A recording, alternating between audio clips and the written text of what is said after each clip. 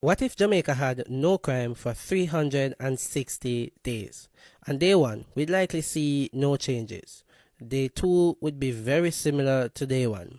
But when we jump to day 7, this is where things would get interesting. Media outlets would likely realize the trend and would probably go with a headline stating that Jamaica has had no crime in the last 7 days.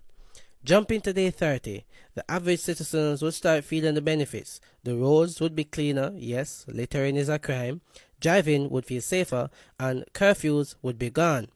60 days in, the news would likely become international. Jamaica, a country with one of the highest crime rates in the world, have had no crime in the last 60 days.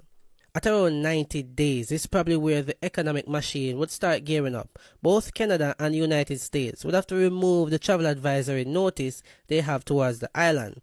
Having the notice lifted would have a positive impact on the country. Travelers who maybe wouldn't have visited the island before would be more willing, especially with all the good publicity the country would be getting throughout the media.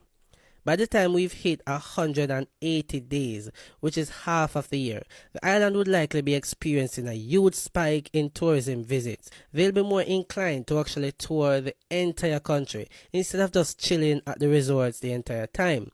This would bring more benefits to the people because they'd likely be spending more money on goods and services from small businesses. By the time we've hit 360 days, the country would look completely different. You'd see tourists in places you've never seen them before. The roadsides would be clean as there have been no littering. And the country would likely post a record GDP number shattering every previous amount. All this in just 360 days.